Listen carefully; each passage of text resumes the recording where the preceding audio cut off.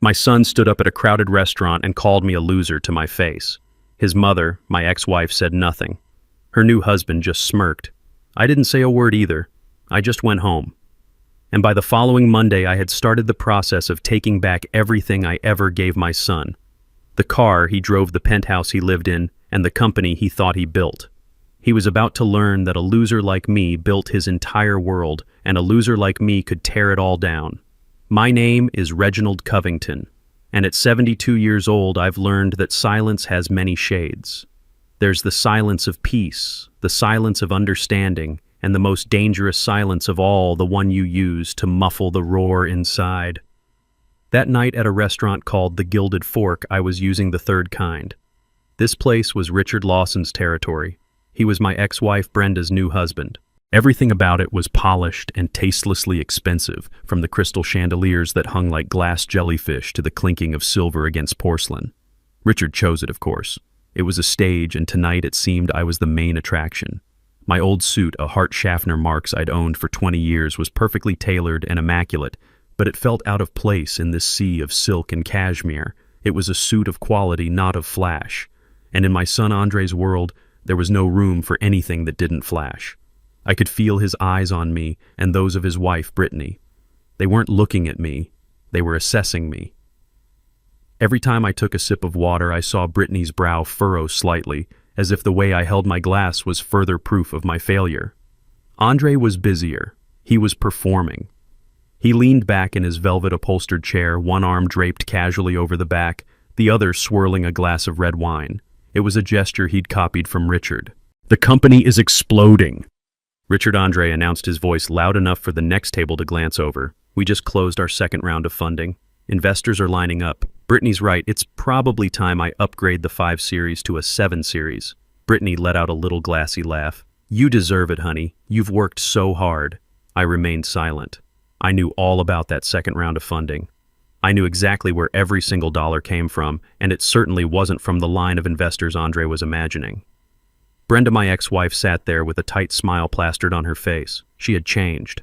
5 years with Richard had worn away the practical woman I once knew, replacing her with a pale imitation who worried if her handbag was last season. She looked at Richard with an adoring gaze, as if he had personally invented success.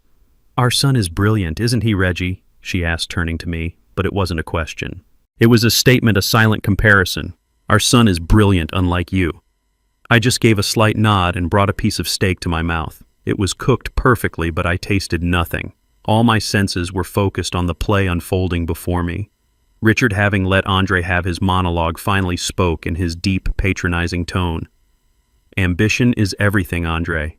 Your father Reggie is a good man, a fine engineer, but he lacks that spark. He builds things for other people, never an empire for himself. In this world, if you're not building, you're being buried." It was an insult wrapped in a backhanded compliment, a technique men like Richard perfected. Andre nodded eagerly, like a devout follower hearing a sermon. "Exactly. I've tried to explain that to Dad so many times. The importance of taking risks, of building a personal brand. But he just talks about savings and safe investments. It's so dated." Dated was the word he used. Last time it was cautious. The time before that, traditional. The words changed, but the contempt never did. The dinner continued a steady stream of boasts. Andre talked about their penthouse apartment with its city views, their upcoming vacation to Bali, the new watch Brittany had bought him. Every story was a stone thrown into my silence. I was the wall they were bouncing their achievements off of just to hear the sound they made. Finally, as dessert was served, a 7-layer chocolate cake that likely cost more than my monthly utility bill, Richard signaled the waiter. "The check, please. On my account." He said it casually, but his eyes flickered toward me. Another performance of power. That was the breaking point. Andre, maybe from the wine or maybe just high on his own arrogance, suddenly stood up. His chair scraped harshly against the floor. A few diners at nearby tables turned to look. "See?" Andre said, his voice ringing out in the opulent room. He gestured from Richard to me. "That's the difference. Dad, you're a loser. You've spent your whole life in that dusty old house on those dirty construction sites." Then he turned to Richard, his voice full of admiration. "Richard is not. He's a winner." The air went thick.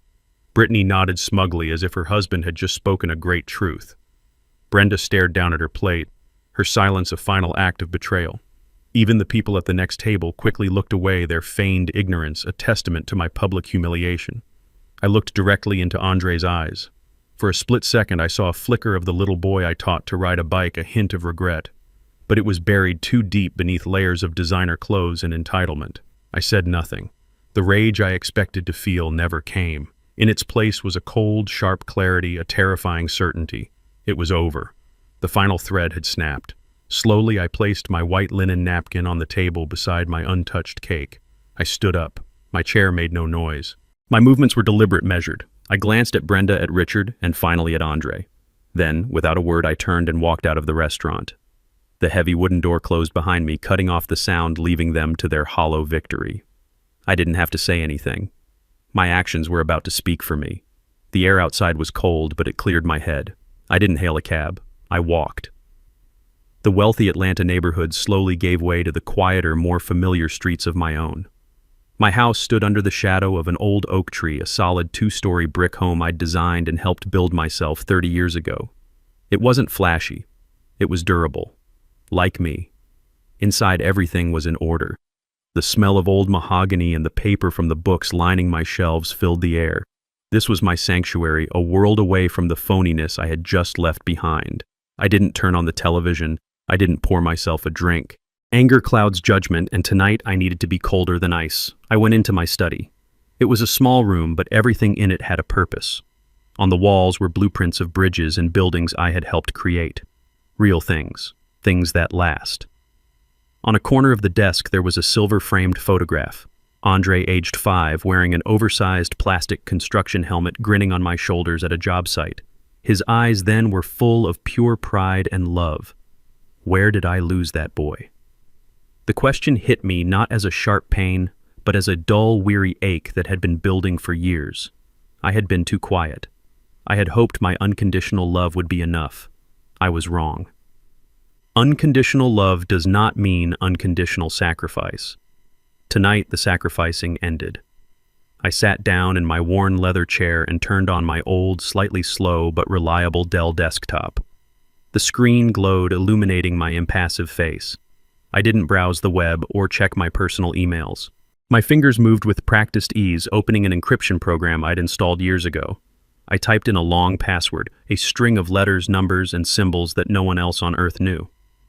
A simple interface appeared on the screen with a list of folders.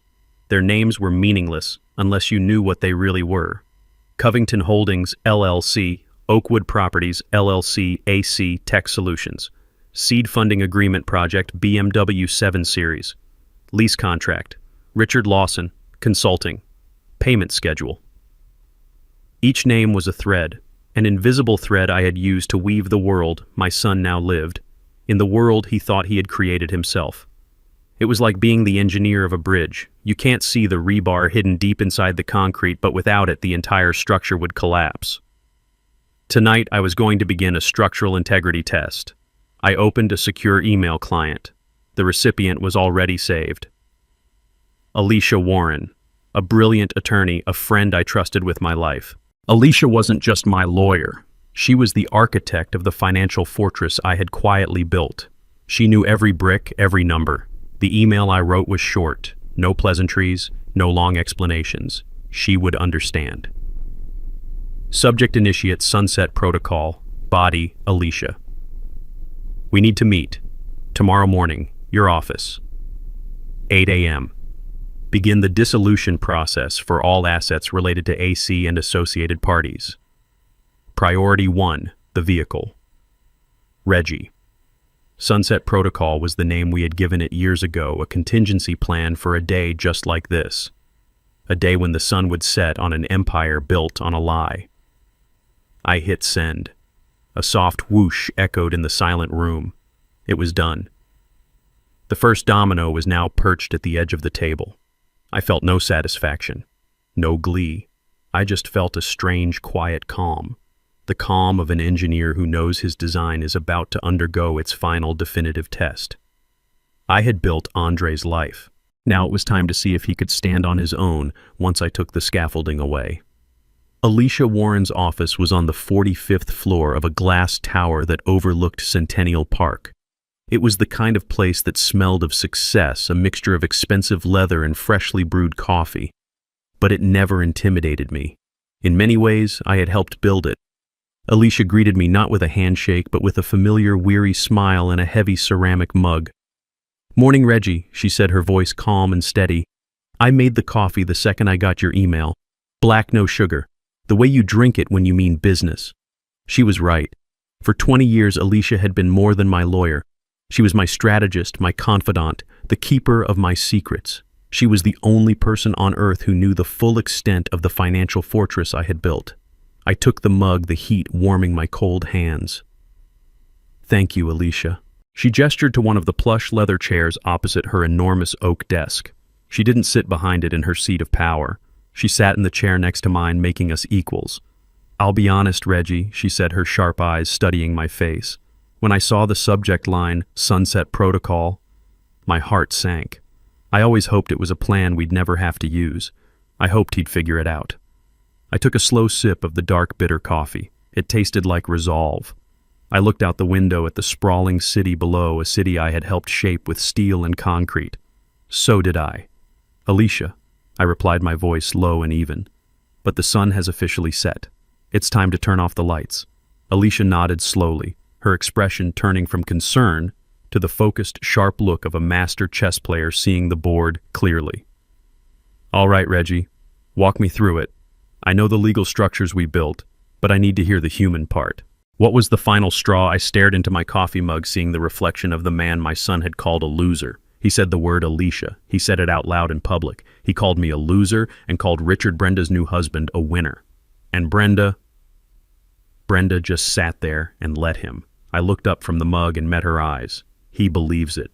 He honestly believes the world he lives in is one he created. Today we begin the process of showing him the truth of the foundations he's standing on. Alicia leaned forward, all business now. "Let's review the assets. Let's start with the heart of his so-called empire, AC Tech Solutions." I let out a long, slow breath. Andre always had ambition.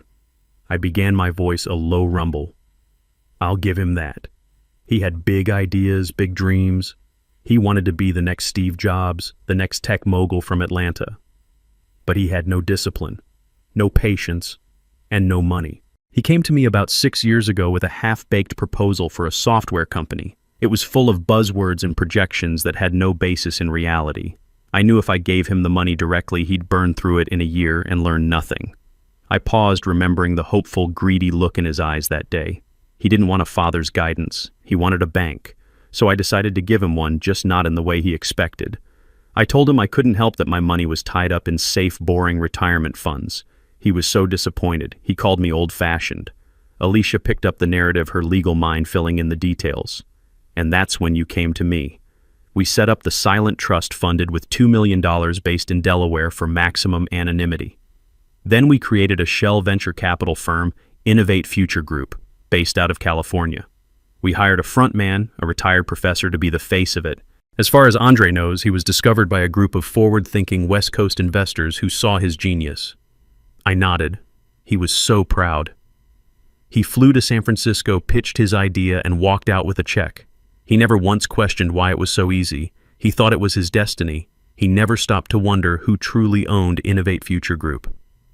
And the ownership structure of AC Tech Solutions reflects that Alicia continued pulling up a file on her tablet. 60% of the shares are held by Innovate Future Group, which is wholly owned by your anonymous trust.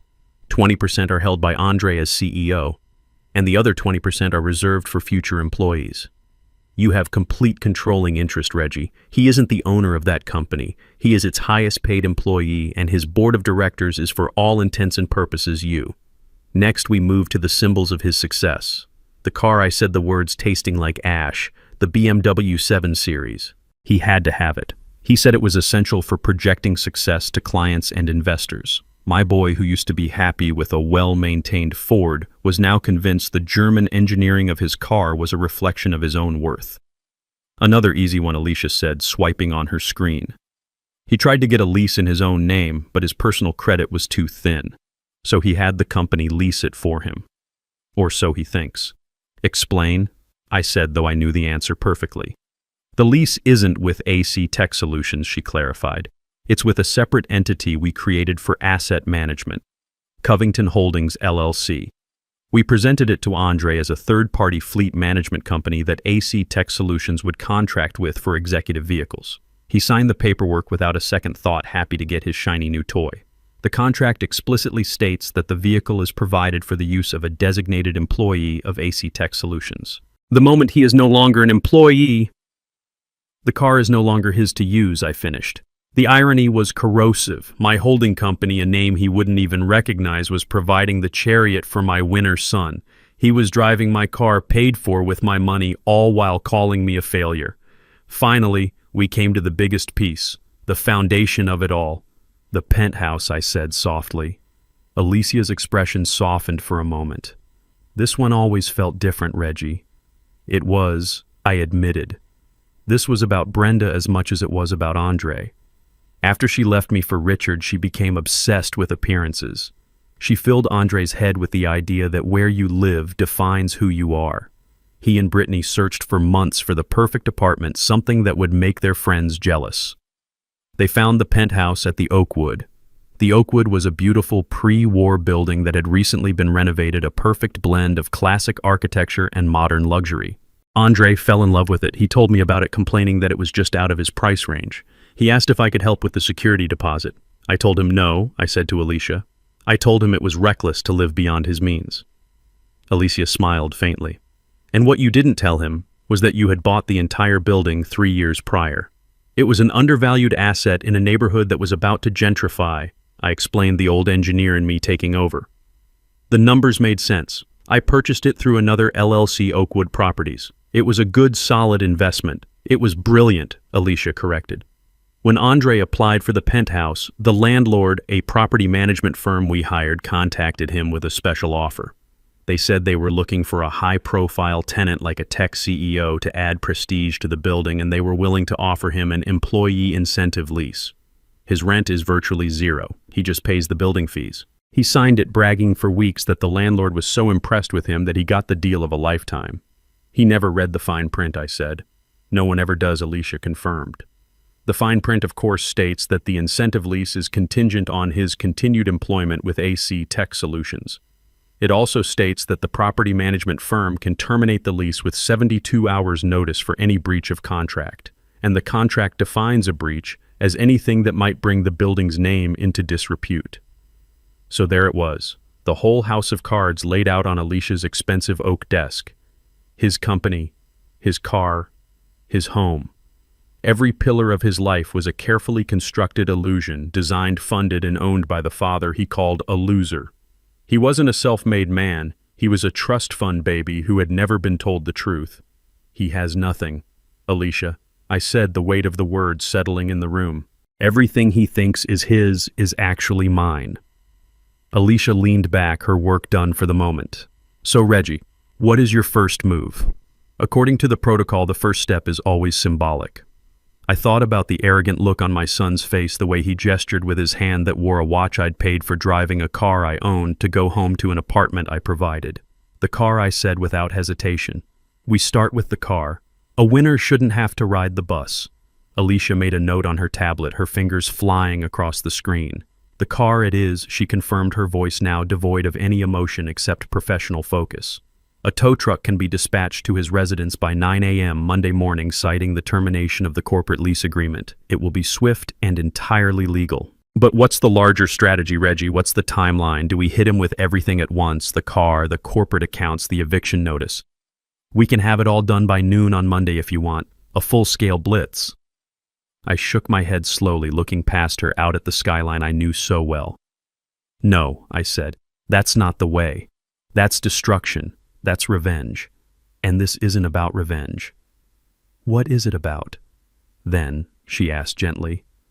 I turned my gaze back to her, trying to find the right words. I thought about my life's work, about the physics of structures and the integrity of foundations. When you need to bring down a building, Alicia, you don't just set off dynamite at the base. That's messy, unpredictable. It sends shrapnel everywhere and hurts innocent people. It's an act of pure destruction. I leaned forward, my hands clasped in front of me. A true engineer, a builder, does it differently. You perform a controlled demolition. You dismantle it piece by piece. You remove the fixtures first, the shiny things that catch the eye. Then you take out the windows, his view of the world. Then you carefully remove the floors one by one until all that's left is the empty frame and the bare foundation. I don't want to destroy my son, Alicia. I want to dismantle the false life he's living. I want him to stand on the cold, hard foundation of reality and finally understand what it takes to build something real for himself. Alicia listened, her eyes never leaving mine. She understood. She wasn't just my lawyer, she was the daughter of a carpenter. She knew the language of building and breaking, a controlled demolition. She repeated, a new understanding dawning in her expression. It's legally cleaner, too. Each action is a separate, justifiable corporate or property management decision. No single action can be construed as a coordinated personal attack. It's airtight. Exactly, I said. So we start with the car on Monday. The symbol of his status, we give him a day to feel that loss, to feel the inconvenience. Then on Tuesday, you freeze the corporate accounts. You cut off his power. Let him feel what it's like when the well runs dry. And Richard Lawson's consulting payments along with it. Let the winner feel the pinch too. I took a deep breath before delivering the final instruction. Then on Wednesday, when he's confused and powerless, you deliver the eviction notice. You take away his security, one piece at a time. Let him feel each wall come down. Let him understand the value of each thing as he loses it. A heavy silence settled in the room. This wasn't a plan born of anger. It was a curriculum, a harsh, painful curriculum. Alicia simply nodded. I understand the lesson plan, Reggie. I'll prepare the necessary documents immediately.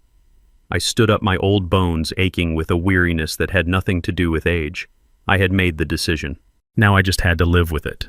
Thank you, Alicia. I walked to the door, then paused with my hand on the handle. Let it begin, I said, my voice barely a whisper. Let the lesson commence. The rest of that week was perhaps the quietest of my life.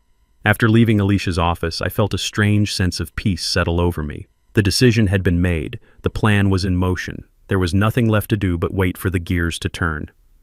I spent Friday and Saturday in my garden. My rose bushes needed pruning, a task I usually enjoyed, but now took on with a new solemn purpose. My hands, calloused from a lifetime of work, moved with practiced precision. Snip, a dead branch fell away. Snip, an overgrown shoot that was taking nutrients from the main stem. I thought about what I was doing. Gardening is an exercise in ruthless compassion. You can't be sentimental about the parts of a plant that are weak or diseased. If you let them grow, they will eventually poison the whole bush. You have to cut them back sometimes almost to the stalk to give the plant a chance to grow back stronger, healthier. You do it not out of anger, but out of a desire for the plant to reach its full potential. My son was a magnificent plant that had become overgrown with the weeds of entitlement and arrogance. I was just the gardener doing the hard, necessary work. On Saturday afternoon, my phone buzzed on the small wooden bench beside me. I picked it up. Andre's name glowed on the screen. A week ago, my heart would have leaped. I would have answered immediately, ready to absorb whatever casual disrespect he threw my way just to hear his voice. Now I simply looked at his name. I watched it flash again and again, a desperate digital cry. Then I placed the phone face down on the bench and went back to my roses. An hour later, it buzzed again. This time it was Brenda. I didn't even bother to look. Her silence at the dinner table had been her answer. My silence was now mine. That evening I sat in my worn leather armchair, a place I had spent countless hours reading. I wasn't reading a thriller or a mystery. I was rereading a biography of Ulysses S. Grant, not the general but the president, a man who was quiet, underestimated, and constantly battling the corruption of those around him. I came across a passage about his steadfastness, his ability to absorb blows and criticism without flinching all while focusing on the larger strategic goal. He wasn't flashy. He was solid. He dealt not in opinions, but in outcomes. I closed the book and thought about the word Andre had used. Loser. He saw my quiet life, my modest home, my old car, and he saw a man who had lost at the game of life. He never saw the foundations. He never understood that the loudest person in the room is often the weakest. He, Brenda, and Richard were playing a game of checkers, making loud, obvious moves. They never realized I was playing chess, quietly positioning my pieces for a checkmate that was decided 10 moves ago. Sunday was even quieter. I attended church, the same one I'd been going to for 40 years. I listened to the sermon on accountability and consequence. I felt a sense of clarity, not guilt. I was holding my son accountable. I was delivering the consequences he had earned. After the service, I spent the afternoon in my workshop sanding down a piece of old oak, the rhythmic motion calming my soul. The phone remained on the kitchen counter, silent now. They had likely given up, assuming I was sulking. They had no idea. As dusk fell, I sat on my back porch watching the sun dip below the horizon, painting the Atlanta sky in shades of orange and purple. The air grew cool. The weekend was over. My final quiet weekend before the storm. I thought of the name Alicia, and I had given the plan the Sunset Protocol. It was fitting. The sun was setting on my son's life as he knew it. And tomorrow morning with the dawn, his harsh, necessary education would begin. I felt no joy, only a profound, heavy certainty. The lesson was coming. I spent my weekend in quiet contemplation. My son, as I would later piece together from a series of frantic voicemails and tearful confessions, spent his in a cacophony of self-congratulation. While I was pruning my roses, he was on the phone with one of his friends, laughing as he drove his BMW down the highway, the city skyline blurring past his window. "Dude, you should have seen his face," Andre had said, his voice booming through the car's Bluetooth speakers. I finally just told him the truth. Called him a loser right to his face. Yeah, he just got up and walked out. Total drama queen. What's he gonna do? You know, he'll get over it. He always does. He'll call in a week acting like nothing happened. He saw my lifetime of patience not as a gift, but as a weakness. He saw my silence not as a warning, but as surrender. That evening, while I was reading about President Grant, Andre and Brittany were in their penthouse scrolling through a website for luxury watches on Brittany's tablet. She had pointed to a gold one with a diamond bezel. "Should I get it, babe?" she'd asked. "It's a little extravagant." Andre, I was told, had scoffed. "Of course you should. We deserve it." Especially after the way my dad acted at dinner. Honestly, I think we need to treat ourselves after that embarrassment. In his mind, he was the victim. My quiet departure was an act of aggression against him, a social faux pas that required retail therapy to overcome. He had no capacity to see his own cruelty. His world was a mirror, and all it showed was his own reflection. He had even called Richard, seeking praise for his brave performance. Richard, ever the opportunist, had supplied it in abundance. "You did the right thing, Andre," the man had said, his voice smooth as oil. "Sometimes you have to set firm boundaries with people from a different generation. People who don't understand the mindset of a winner." "Thanks, Richard." Andre had replied, his voice full of a warmth he hadn't used with me in years. "It's just good to finally have a real role model to look up to." A real role model. A man whose entire consulting business consisted of a single inflated contract with a company I owned. The irony was a bitter pill.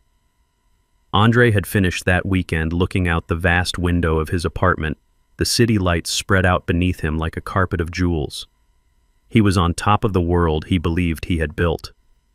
He likely thought of me, the old man in his dusty house, and felt a pang of what he probably mistook for pity. He probably thought, "He'll come around. He has to. He's got nothing else." But he was wrong.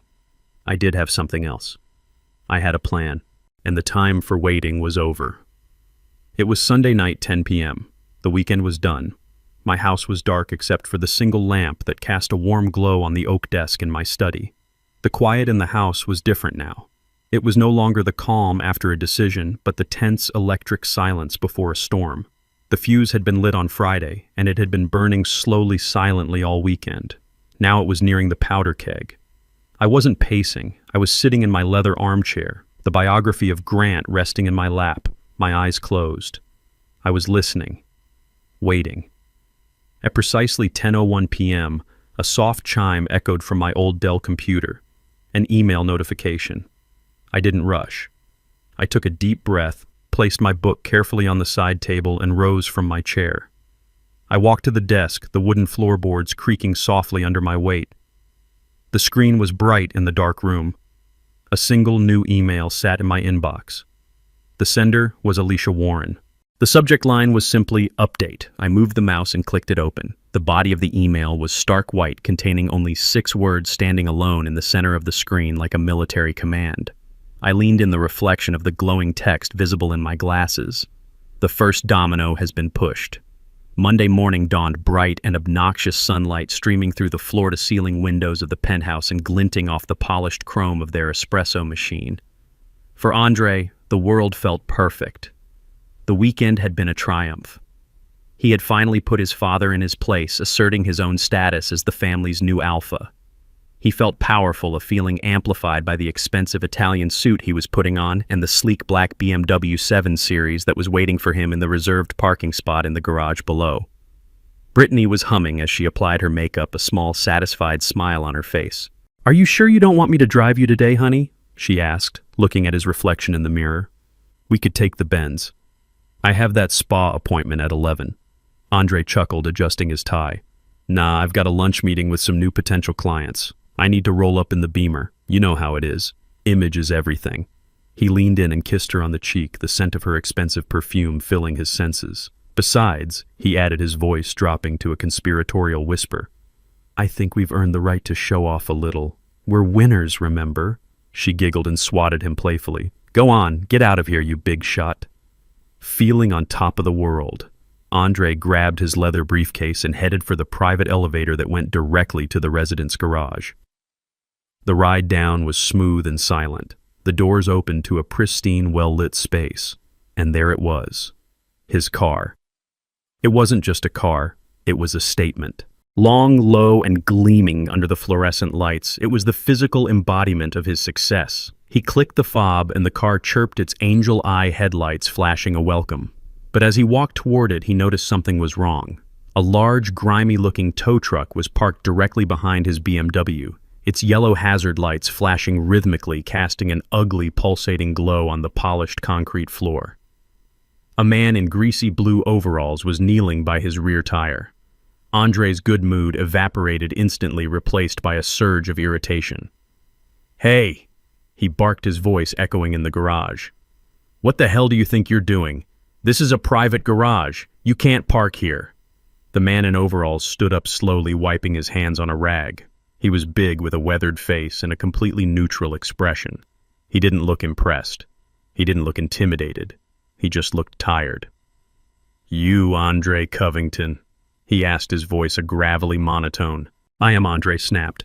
"And you're about to get your rust bucket towed if you don't move it in the next 10 seconds. You're blocking my car." The man didn't move. Instead, he simply gestured with his thumb toward the back of the BMW. "No, sir, I'm not blocking your car. I'm here to repossess it." The words didn't register at first. They were so absurd, so out of place in his perfect world that his brain refused to process them.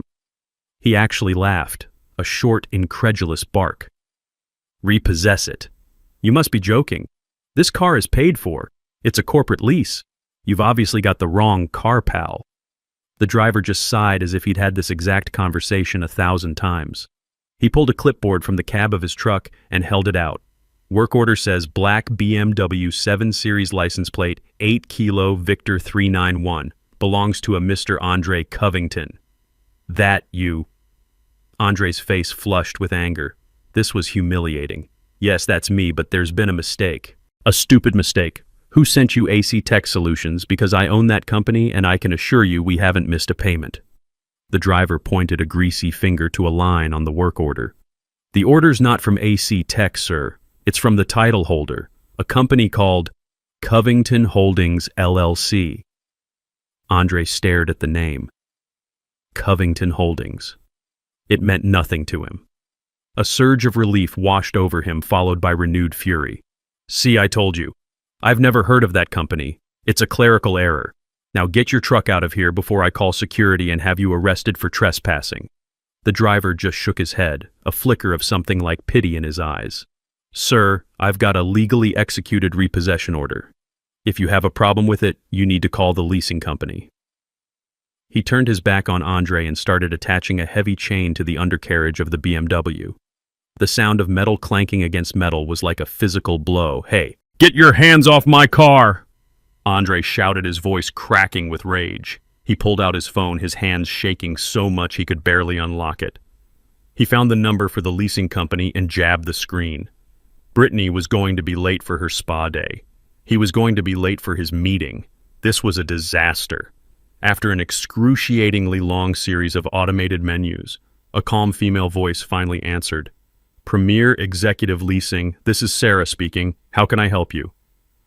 My name is Andre Covington, he said through gritted teeth. You have made a massive mistake. You sent a tow truck to repossess my car, a BMW 7 Series. I need you to call it off right now. There was a moment of silence filled only by the sound of furious typing. I see your account, Mr. Covington, Sarah said, her voice perfectly polite and completely unhelpful.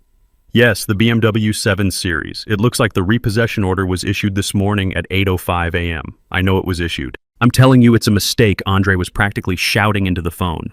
The tow truck driver was now lowering the lift, preparing to hoist the front wheels of his beautiful car off the ground. I'm not seeing any mistake in the system, sir, Sarah continued, her tone unchanging. The lease agreement was terminated by the owner of the vehicle, Covington Holdings, LLC. I've never heard of Covington Holdings, he yelled. The lease is through my company, AC Tech Solutions. I can see that AC Tech Solutions was the authorized user, sir, she said calmly. But Covington Holdings, LLC is the legal owner and lessor of the vehicle. As the owner, they have the right to terminate the lease at any time per Section 4, Paragraph B of your agreement. We are simply the administrators. His mind was reeling. It made no sense. He felt a wave of dizziness. This is insane. Put me through to someone at Covington Holdings, then I'll clear this up. I'm sorry, sir, Sarah said, and for the first time he detected a note of finality in her voice. We don't have a public contact number for that entity. All communications are handled through their legal representatives. We have fulfilled our legal obligation by acting on their request. This matter is now closed on our end. Closed. It's not closed. The front wheels of the BMW were now off the ground. The car, his symbol of power and success, was hanging there, helpless and pathetic.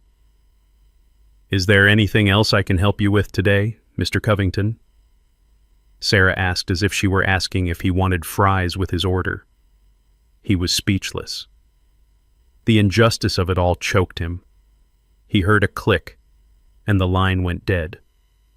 She had hung up on him.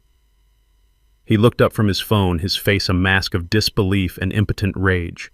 The tow truck driver was in his cab, starting the engine. The powerful diesel engine roared to life, drowning out all other sound. Andre was left standing there in his $1,000 suit and his shiny Italian shoes, utterly powerless. He watched as the truck slowly, carefully pulled his car out of the parking spot. He watched it being dragged backwards up the ramp, its rear wheels scraping meekly against the concrete. He watched as the symbol of his entire identity was hauled out of his private garage and into the harsh light of day, disappearing from his life forever. The yellow lights flashed one last time before the truck turned the corner, and then there was only silence. He was left alone in the garage with an empty parking space and the faint smell of diesel fumes. The first pillar of his world had just been violently ripped away. If the loss of his car on Monday was the first tremor, the main earthquake was scheduled for Tuesday morning. The second domino was not about status. It was about power. It was about money. I spent my morning peacefully reading a book on my porch, but I knew that across town, my son's world was being systematically dismantled, starting with the most public of humiliations. Andre arrived at the gleaming glass tower that housed his office nearly an hour late. He was flustered and furious, having been forced to take a $100 Uber across town during rush hour. He was determined to project an air of calm control to show his employees that nothing was wrong. His first stop was the artisan coffee shop in the lobby of his building, a place where he was a well-known regular. He always made a show of it, buying coffee and pastries for his executive team, a king dispensing favors to his court. He strode to the counter, cutting in front of the line with a dismissive wave. "Morning, Chloe," he said to the young barista. "The usual for the team, 6 large lattes, 4 cappuccinos, and a box of your best pastries. Put it on the AC Tech account." He handed her the sleek black corporate credit card. It was a card with no spending limit, a symbol of his absolute authority. The barista smiled and ran the card. A moment later, her smile faltered. An awkward beep echoed from the machine. "I'm sorry, Mr. Covington," she said, her voice a little too loud in the suddenly quiet cafe. "It's been declined." Andre stared at her as if she'd spoken in a foreign language. "What? That's impossible. Run it again. Your machine is probably acting up." She ran it again. The same beep, the same apologetic look. "Declined," she repeated. People in the line behind him were starting to stare, their morning routines interrupted by this small, delicious drama. He could feel their eyes on him. He, Andre Covington, the tech wonderkind, couldn't buy a round of coffee. His face turned a deep, blotchy red. "This is ridiculous," he hissed, snatching the card back. "There must be an issue with the bank's network." He fumbled for his personal wallet, a desperate attempt to save face. He pulled out a handful of cash, all he had on him, and slammed it on the counter. "Here, keep the change." He turned on his heel and stormed out of the coffee shop, leaving the box of pastries and the tray of unmade coffees behind. He didn't want them anymore. The gesture of generosity had become a badge of shame. He rode the elevator up to his office on the 30th floor, his jaw clenched so tight it ached. His office was a corner suite with glass walls, a fishbowl for the whole company to see their leader at work. He sat down heavily in his ergonomic chair, the anger giving way to a cold knot of anxiety in his stomach. He needed to fix this. Now. He opened his laptop and navigated to the company's internal financial portal. This was his dashboard, his control panel. From here he could see everything: cash flow, payroll, expenditures. He typed in his username and password. A red line of text appeared on the screen: "Access denied." He blinked. He must have mistyped.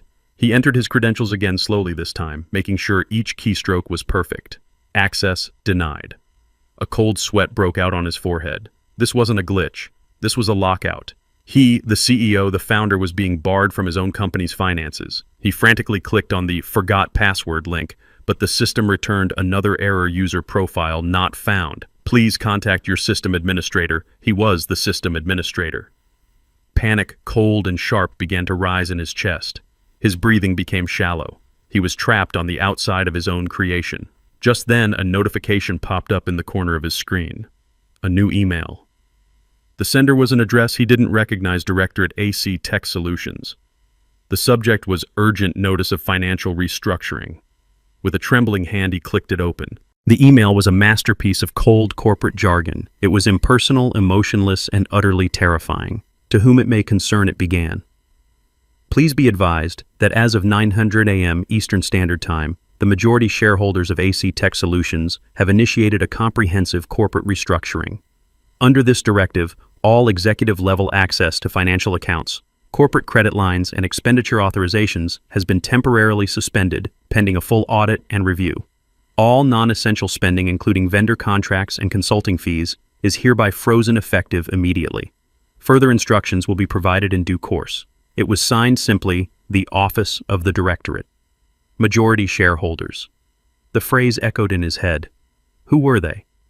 He had always thought of the California VC firm as silent partners, happy to let him run the show as long as the numbers looked good. He had been wrong. They were not silent.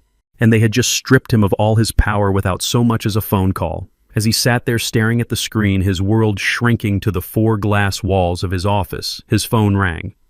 The screen displayed Richard's name. For a second, he thought about ignoring it, but the habit of seeking his mentor's approval was too strong. He answered, trying to keep his voice steady. "Richard, hey." The voice on the other end was not the smooth, confident purr of the winner he knew. It was high-pitched, strained, and filled with raw panic. "Andre, what in God's name is going on? My monthly consulting fee, it didn't deposit. It's never late. I have payments due, Andre. The mortgage on the lake house, the payment on Brenda's new car. It's all automated." Andre felt the floor drop out from under him. The consulting fees, the email, it was all connected. I don't know, Richard." He stammered the lie, tasting like acid. "There seem to be some technical issues with the banking system here." "Technical issues?" Richard shrieked, his voice cracking. "My entire business. My only business is my contract with you. You told me this was a long-term secure partnership. You told me you were in control. You need to fix this, Andre. You need to fix this right now." The man he had called a winner, the role model he had praised just days before, sounded like a terrified child. Andre, who was used to receiving guidance from this man, was now being screamed at for answers he didn't have. "I'm trying, Richard," he said, his voice weak. "I'm looking into it." "Looking into it isn't good enough," Richard yelled. "My reputation is on the line. Brenda is asking me questions. What am I supposed to tell her? That her brilliant son can't even manage his own company's payroll?" The call ended with Richard hanging up in a rage, leaving Andre in a ringing silence. He was a king who had just discovered his castle was made of sand. He had no status, no power, and the one man he looked up to had just been exposed as a fragile dependent. He leaned forward and put his head in his hands, the gleaming city of Atlanta, visible through his glass walls, a world that suddenly felt 1,000,000 miles away. The second pillar had not just been removed, it had been pulverized, and he was standing in the dust. Wednesday was the day the final foundation was to be pulled out from under him. While I spent the day quietly sketching a new design for a community library, the third and final act of my son's education was being set in motion. The first blow had taken his status. The second had taken his power. This one was designed to take his sanctuary. Andre came home that evening a broken man. He had spent the day in his glass-walled office, a prisoner on display. He had been forced to cancel meetings, to dodge calls from vendors, and to endure the pitying, curious stares of his own employees. He had no car, no money, and no answers. The penthouse, once his triumphant fortress in the sky, was the only thing he had left. He walked through the door, hoping to find some comfort, some refuge from the nightmare his life had become. Instead, he found Brittany. She was not the bubbly, supportive wife he had left that morning. She was a storm cloud of anxiety and terror pacing the vast living room like a caged animal. Her face was pale, her eyes red-rimmed from crying. She had clearly been on the phone all day hearing the whispers, the rumors. The news of his public humiliation at the coffee shop had spread like wildfire through their social circle. Her spa day had been a parade of concerned friends asking questions she couldn't answer. "Andre, what is happening?" she cried the moment he walked in, her voice shrill. "My credit card was declined at the salon, my personal card. The one you pay for. They said the account was frozen. I had to use my emergency debit card. I have never been so embarrassed in my entire life." Andre didn't have the energy to fight. He dropped his briefcase by the door, the sound echoing in the cavernous, silent apartment. "I don't know, Brittany," he said, his voice hollow. "There's some kind of hostile takeover happening. The investors, they've locked me out of everything. I'm trying to fix it. Trying to fix it," she shrieked, her voice rising with hysteria. "Our friends are calling me Andre. They're asking what's wrong. Jessica heard from someone at your office that you're being forced out. Is that true? Are you losing your own company?" Before he could answer, there was a sharp, authoritative knock on the door. It wasn't the gentle tap of a neighbor or the buzz of a delivery. It was a sound that demanded to be answered. Brittany froze her eyes wide with fear. Andre, his heart pounding, walked to the door and looked through the peephole. A man stood there in a crisp gray suit. He didn't recognize him. He looked like a lawyer or a banker. He looked like bad news. Reluctantly, Andre opened the door.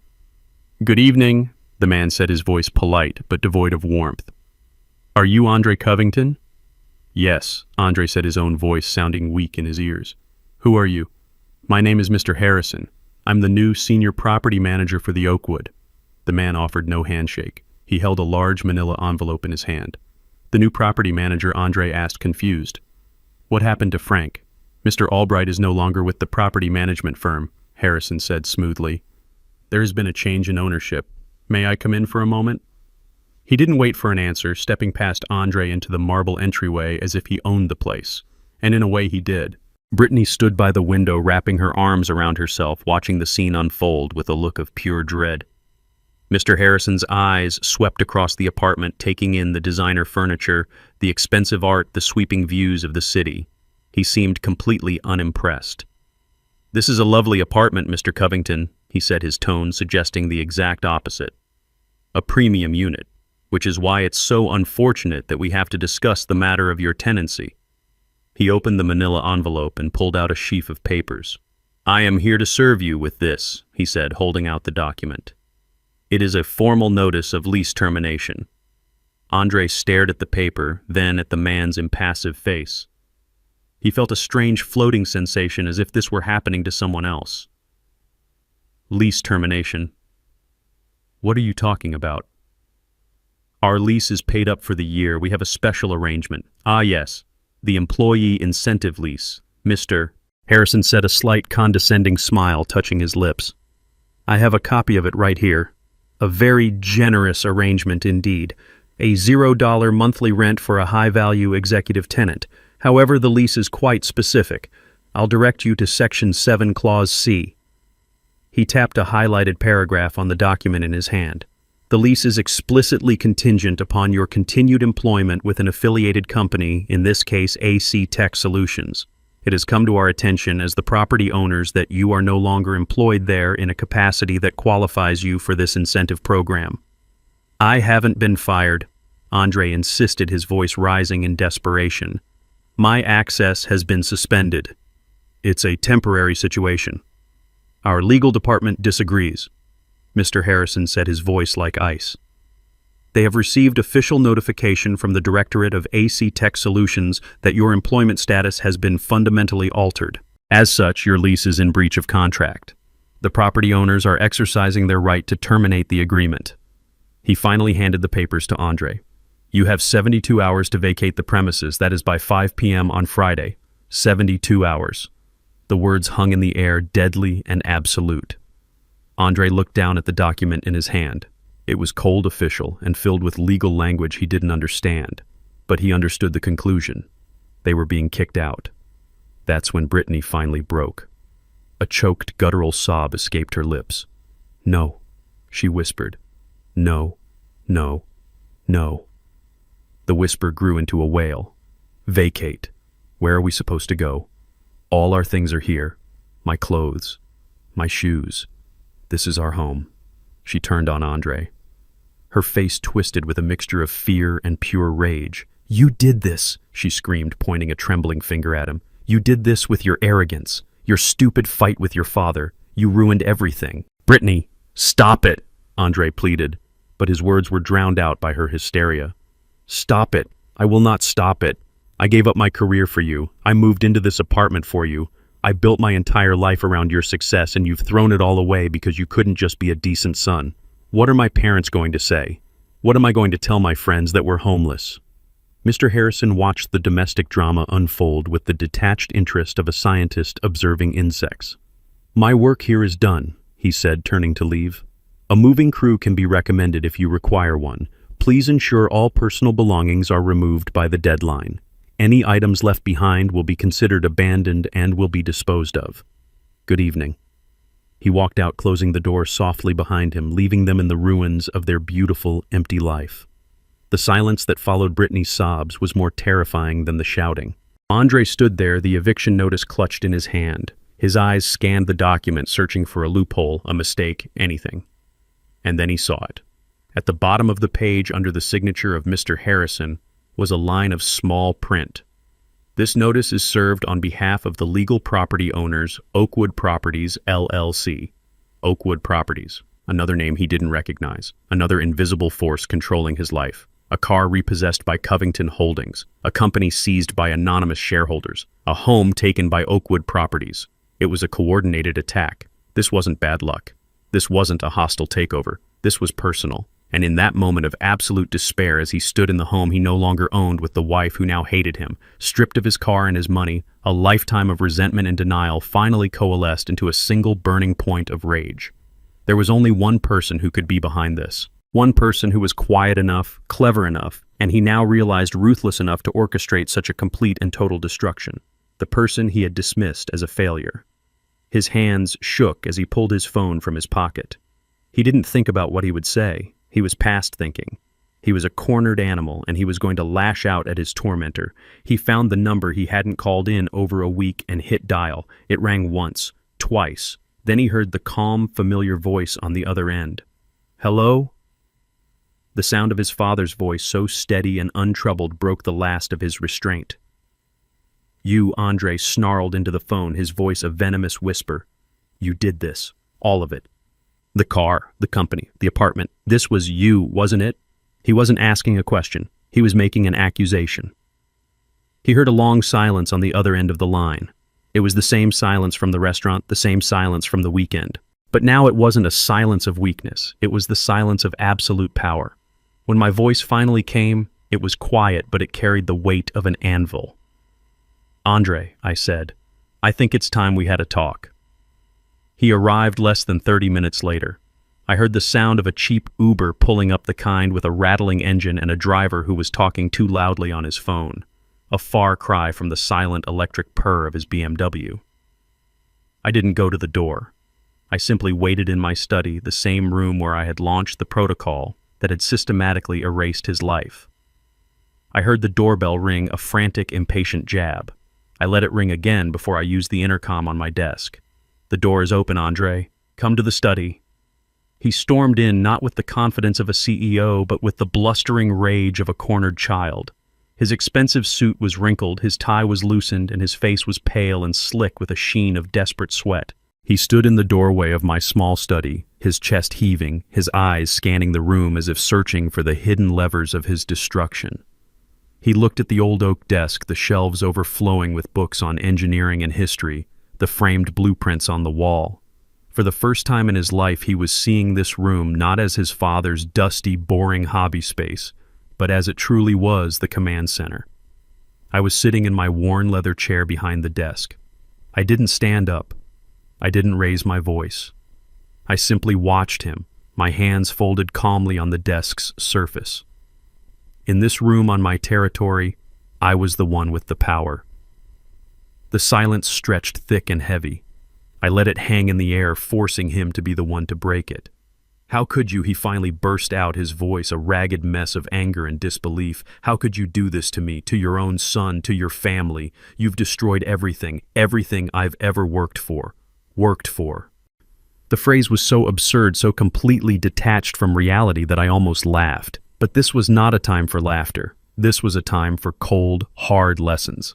I looked at the man standing before me, this man-child who had built his entire identity on a foundation of my money and his own lies.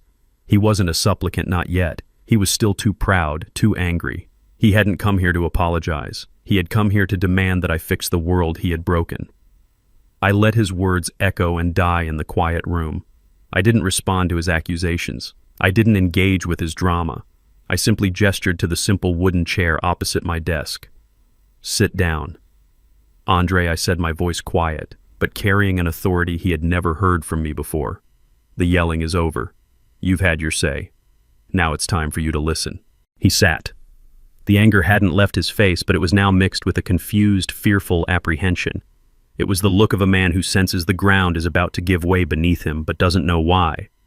I didn't give him time to gather his thoughts or formulate another accusation. I simply swiveled the large monitor on my desk to face him. The screen was blank except for a single folder in the center labeled simply, "The Foundation." "You said you worked for everything you have." I began, my voice as calm and steady as a surveyor's hand. "That's a commendable sentiment. So, let's review your work. Let's start with your greatest achievement. AC Tech Solutions." I clicked open the folder. A series of legal documents appeared neatly organized. "Do you remember 6 years ago when you pitched your idea to those venture capitalists in California, Innovate Future Group?" He nodded slowly, a flicker of his old pride in his eyes. "They saw my potential. They believed in my vision." "They did," I agreed, "because I instructed them to." I clicked on a document titled Innovate Future Group Incorporation. The articles of incorporation were clearly displayed. I pointed to the section listing the primary shareholder. "Innovate Future Group is a shell corporation, Andre. It was created by my lawyer, Alicia Warren, for the sole purpose of funding your company. And as you can see, it is wholly owned by an anonymous trust based in Delaware." His eyes narrowed, struggling to understand. "A trust? What trust?" I opened the next file, Covington Family Trust Declaration. My name was listed as the sole grantor and trustee. His name was listed as a potential beneficiary, but with no controlling rights. "This trust," I said quietly. "My trust. I didn't want to just give you the money. I wanted you to feel like you had earned it. So I created a stage for you with actors and props, but you seem to have mistaken the stage for reality." I then opened the final document in that section, the AC Tech Solutions Shareholder Agreement. My finger traced the line item showing Innovate Future Group's 60% controlling stake. "You don't own your company, Andre," I said, my voice cutting through the silence like a scalpel. "You are its chief employee. You have a 20% stake, a generous gift, but one that leaves you with no actual power. The majority shareholders, the board of directors, you've never met. That's me. You're not building a company, Andre. You're playing in a sandbox I built for you." He was shaking his head, a gesture of pure denial. No, that's not possible." I built it. I didn't argue. I simply moved on to the next exhibit. Let's talk about your car. Or rather, my car. I closed the company folder and opened a new one labeled Assets. The lease agreement for the BMW 7 Series filled the screen. You told me you needed it to project success, a noble goal. But your personal credit wasn't strong enough, was it? So the company leased it for you. It was a corporate expense, he said weakly, grasping at straws. Not exactly, I corrected him. Your company doesn't have the credit for a vehicle like that either. The lease, as you can see, is not with AC Tech. It's with a different company. I highlighted the name at the top of the contract. Covington Holdings, LLC, another one of my companies. You were listed as an authorized user and employee perk. You didn't earn that car, Andre. You were permitted to drive it. And when your behavior no longer merited that perk, the permission was revoked. It's that simple. He looked as if he had been physically struck. The symbol of his status, the very machine that announced his arrival as a winner, was just a hand-me-down from the father he scorned. He opened his mouth to speak, but no words came out. I was relentless. I moved to the next folder. And then there's the penthouse. Your castle in the sky. I opened a file containing the deed to the Oakwood building.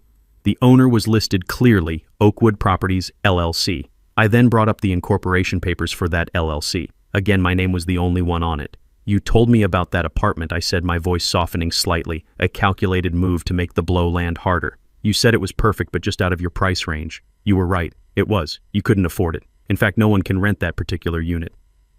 But the lease, he stammered. The employee incentive lease? There is no such thing, I said flatly. That was a fiction, a story created by the property management firm that works for me to make you feel special. The truth is much simpler. I bought that entire building 3 years ago as an investment. You weren't a high-profile tenant. You were my son living rent-free in my house. You weren't a resident, Andre. You were a guest, and your behavior was no longer welcome. The blood had drained from his face. He was staring at the screen at the irrefutable black and white proof of his entire fraudulent life. Every pillar he had used to define himself, his company, his car, his home, was an illusion I had created. He looked up at me, his eyes wide with a dawning horror. The anger finally extinguished, replaced by something much worse, utter humiliation. But I wasn't finished. There was one more piece, the keystone that held the entire rotten arch together. You called me a loser, I said, my voice dropping to a near whisper. And you called Richard Lawson a winner. You looked up to him. You called him a role model. Let's talk about your role model. I opened the final folder. It was labeled simply, Consulting. Inside was a single document, a contract between AC Tech Solutions and Richard Lawson Consulting. I scrolled down to the payment schedule, a recurring monthly payment of $50,000. Richard is a business consultant, I explained. And a consultant needs clients. Did you ever wonder why he never talked about his other clients? Why his only business seemed to be giving you advice? Andre stared at the numbers on the screen. He knew them well. He was the one who authorized the payments. That $50,000 monthly fee. That's his only income. Andre, your company is his only client.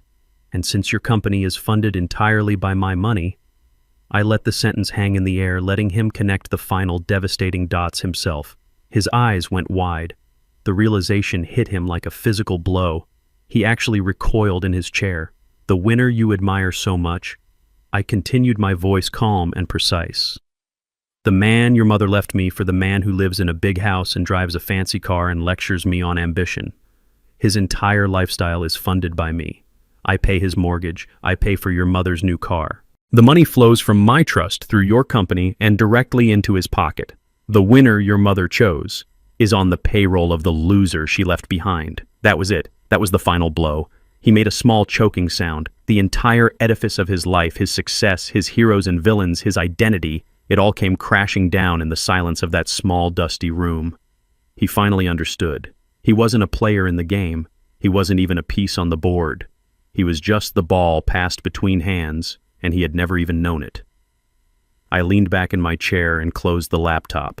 The presentation was over. I didn't take anything from you, Andre, I said, my voice now gentle, the lesson delivered. I simply took back what was mine, A loser has to manage his assets carefully, you see. Now, for the first time in your adult life, you have the opportunity to become a real winner, all on your own. I stood up and walked out of the room, leaving him alone with the wreckage. I looked at my son, truly looked at him for the first time in what felt like a decade. The arrogant CEO was gone. The resentful child was gone. All that was left was a broken man sitting in a simple wooden chair in a dusty old study, stripped bare of all his illusions. There was no victory for me in this moment, only a deep, profound sorrow for the years we had lost for the boy who had gotten so lost inside the man. This final act was not about punishment, it was about purpose. He needed to understand why. I know this is hard to understand right now, Andre. I began, my voice softer now, the sharp edges of the lawyer and the strategist falling away, leaving only the father. And I know you hate me. You have every right to. But I need you to listen very carefully. This was never about destroying you. It was about destroying the lie you were living in. The man at that dinner table, that wasn't my son. That was a hollow shell, a puppet built from my money, and Richard's empty words, and your mother's obsession with appearances. I gestured around the room to the evidence of a life built with hands, not just with money. You've been living on a stage, Andre, playing the part of a successful man. All I did was take down the set. What you're feeling right now, this fear, this humiliation, this gut-wrenching emptiness, it's the first real thing you've felt in a very long time. This is the foundation. This is ground zero. This is where a man begins to build a life, not just pretend to have one.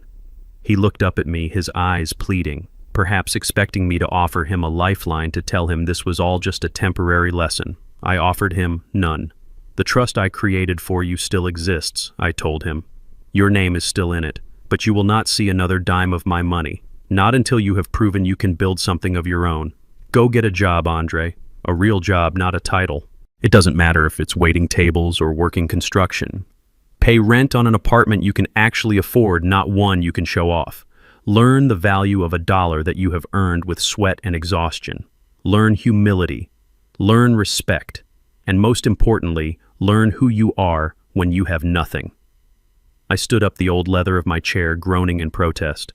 Maybe one day, years from now, you'll become the man I always hoped you'd be. Not a winner by Richard's definition, but a man of substance, a builder. A man who understands that his worth is not in what he owns, but in who he is. Until that day, you are on your own. With that, I slowly and deliberately closed the lid of my laptop. The soft click echoed in the silent room. It was the sound of a door closing, a chapter ending. The presentation was over. The lesson had been delivered. I turned and walked out of the study, leaving my son alone with the truth. I didn't look back. There was nothing more to say. I left Andre in the study, a ghost haunting the ruins of his own life. I didn't know where he went after that. I didn't ask. My part in that chapter of his life was over. The lesson had been delivered. Whether he learned from it or not was now entirely up to him. The days that followed were the quietest I had known in 30 years. The house felt lighter, as if a great oppressive weight had been lifted from its very foundations. There were no frantic phone calls, no passive-aggressive text messages, no manufactured family dramas that required my silent financial intervention. There was only peace. A week later, I was sitting on my back porch as evening settled over the neighborhood. The Georgia air was warm and thick with the scent of jasmine from the vine climbing the trellis beside me. I held a cool glass of iced tea, the condensation dripping onto the worn wooden armrest of my rocking chair. The chair moved back and forth in a slow, steady rhythm, a cadence of contentment. I wasn't waiting for anything. I wasn't anticipating a call or worrying about a problem. I was simply present. For the first time in years, my mind was not occupied with my son's manufactured crises or my ex-wife's insatiable desire for more. I was alone, but I was not lonely. The silence was not the silence of absence, but the silence of serenity.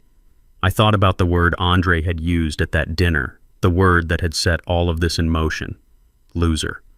For years, I had allowed that unspoken accusation to define the terms of my existence. I had poured my life's work, my intelligence, and my fortune into a bottomless pit of his and his mother's ego, all in a desperate, misguided attempt to prove I wasn't what they thought I was. I had sacrificed my own peace to fund their chaotic lives. But sitting there listening to the crickets begin their nightly chorus, I realized the truth. I had never been the loser. I had been the host for a parasite. And now, I was finally free. I had completed my final project. It was not a bridge of steel or a building of concrete. It was the careful, painful demolition of a toxic family structure. And now, in its place, there was room for something new to grow. I didn't know what the future held for my relationship with my son, but I knew my own future was finally mine. The sudden jarring ring of my cell phone on the small table beside me felt like a violation of that newfound peace. I looked at the screen. It was Brenda. I almost didn't answer. I had nothing left to say to her, but some part of me, a lingering curiosity, perhaps wanted to see the final act of this play. I let it ring a few more times, a small assertion of my new boundaries, before I picked it up. I pressed the button and held the phone to my ear but said nothing. For a moment, all I heard was ragged, frantic breathing. Then her voice came through a torrent of raw, unfiltered panic. It was not the voice of the poised, condescending woman from the restaurant. It was the desperate shriek of someone whose world was on fire. Reggie. Reggie. Thank God. You have to do something. You have to help us. I remained silent, letting her words rush into the void. It's Richard, she cried, her voice cracking with a sob that held no sadness, only terror. He's ruined.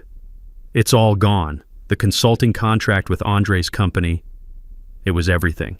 They terminated it. We got a notice from the bank this morning. They're foreclosing on the house. The lake house, Reggie. They're taking our house.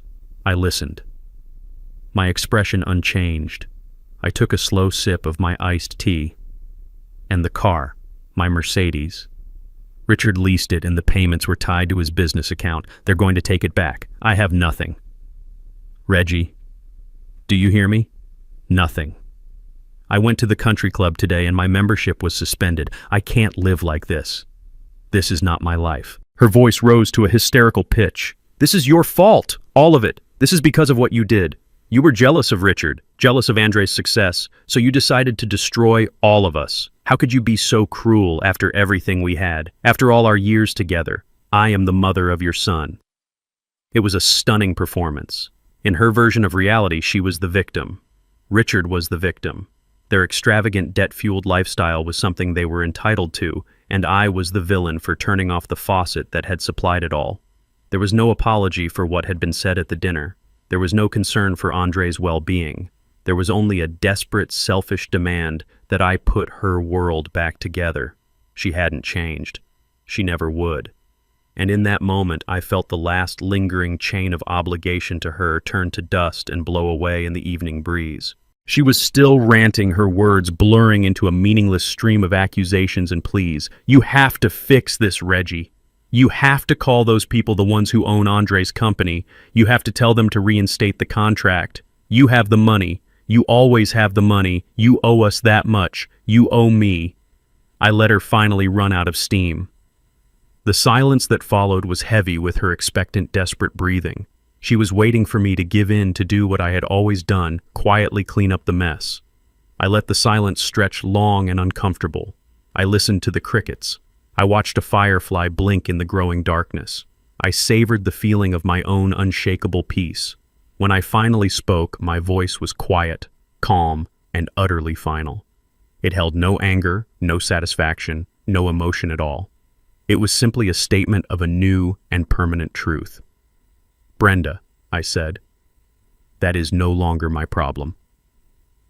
I didn't wait for a reply. I didn't need to hear her shock, her rage, or her pleas. The conversation was over. A conversation that had been going on for 30 years was finally mercifully over. I pressed the end call button on the screen and placed the phone face down on the table. Then I leaned back in my rocking chair. The slow, steady rhythm returned. The scent of jasmine filled the air. The stars were beginning to appear in the deep purple sky, distant and beautiful and indifferent. I had reclaimed my dignity. I had reclaimed my peace. I had reclaimed my life.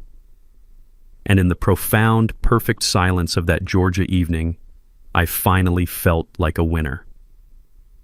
This painful chapter taught me a lesson that took 72 years to fully understand. For too long, I had confused financial support with fatherly love, and in doing so, I allowed my patience to be seen as weakness. I thought that by providing a safety net, I was helping my son, but I was only enabling a boy to live in a man's world without any of the responsibility. I have learned that true strength is not found in endless giving, but in the courage to set firm boundaries. And sometimes the most profound act of love is to take everything away, forcing someone to stand on the cold, hard foundation of reality so they can finally learn to build a life for themselves. I'm truly curious to hear your thoughts, so tell me in the comments, what would you have done in my place?